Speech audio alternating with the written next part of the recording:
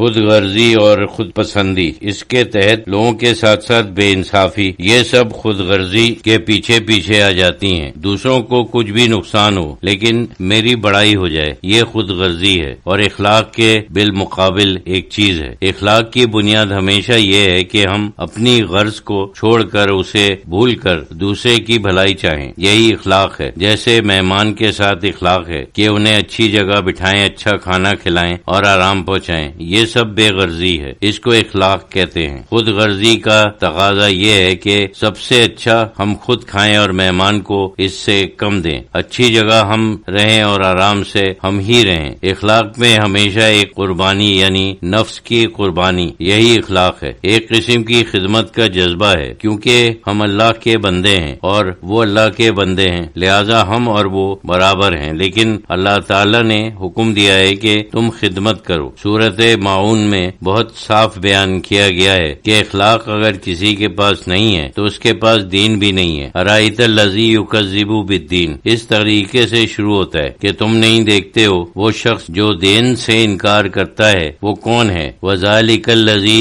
یدعو الیتیم ولا یحض علی طعام المسکین اس میں ایمان کا کہیں ذکر نہیں ہے، لیکن سمجھا جاتا ہے کہ جیسے وہ ایماندار ہے، لیکن وہ شخص ہے جو یتیموں کو دور کرتا ہے اور غریبوں کے کھانے کے لیے ترغیب نہیں دیتا۔ مطلب یہ ہے کہ وہ گھر والوں کو ترغیب نہیں دیتا، دوسروں کو ترغیب نہیں دیتا، غریبوں کو کھانا کھلانے کی اسے کوئی پرواہ نہیں ہے۔ پھر اس کے بعد آتا ہے کہ افسوس ہے ان نماز پڑھنے والوں پر جو اپنی نماز میں غافل رہتے ہیں، دوسروں کو دکھانے کے لیے نماز پڑھتے ہیں لیکن چھوٹی چھوٹی چیزوں کے لیے منع کرتے ہیں، یعنی کوئی ان سے کوئی چھوٹی چیز بھی مانگے وہ نہیں دیتے۔ اس صورت سے حالانکہ اتنی چھوٹی صورت ہے کہ یہ نکلتا ہے کہ جو ایماندار بھی ہے لیکن اس میں یہ نہیں ہے تو وہ بے ایمان ہے، وہ اللہ سے انکار کرتا ہے۔ دین سے انکار یہ ہے کہ ایک تو تم یتیموں کو دھتکارتے ہو، غریبوں کو کھانا نہیں کھلاتے ہو اور نماز پڑھتے ہو، لوگوں کو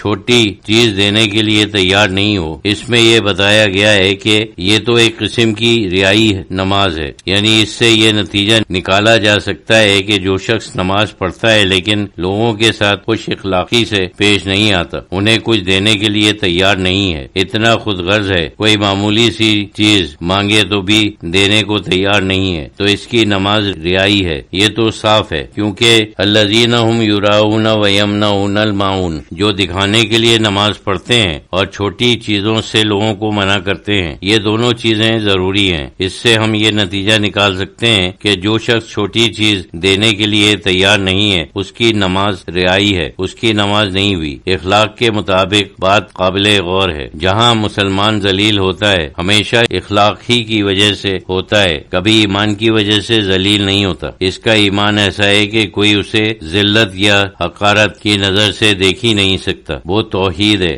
جس وقت کوئی مسلمان توحید بیان کرتا ہے تو عیسائی بھی شرم محسوس کرتے ہیں، کوئی جواب نہیں بن پاتا۔ اسی طریقے سے جتنے بت پرست ہیں سب بے چین ہو جاتے ہیں، مسلمان کی توحید کے سامنے سب شرمسار ہوتے ہیں۔ اخلاق کی وجہ سے مسلمان دنیا میں اپنے آپ کو ذلیل کرتا ہے۔ ایمان تو بہت بلندی ہے، وہ کہتے ہیں کہ مسلمان یوں کرتے ہیں وہ کرتے ہیں، انہیں موقع مل جاتا ہے کہ ان کی بلندی ایمان کو چھوڑ کر دوسری چیزوں کے اوپر تنقید کریں، یہی ہوتا ہے۔ حضرت شہید اللہ فریدی رحمۃ اللہ علیہ نے فرمایا کہ منطق کو اگر خادم کی حیثیت سے رکھا جائے تو پھر وہ کارآمد چیز ہے، لیکن اگر ہم اس کے خادم ہو جائیں اور وہ ہماری مخدوم ہو جائے تو پھر بہت خطرناک چیز ہے، بس خادم ہی ہونا چاہیے۔ مولانا ایوب صاحب رحمۃ اللہ علیہ خود ہی بیان کرتے ہیں کہ اصل میں جو حقائق ہیں وہ منطق کے اوپر مبنی نہیں ہے، بلکہ وہ ایک قلبی انکشاف ہے۔ ایمان تو ایک قلبی انکشاف ہے جو قرآنی زبان میں شرح صدر یعنی سینے کا کھل جانا ہے۔ سینے کے معنی یہاں قلب کے ہیں، قلب کا کھل جانا، جیسے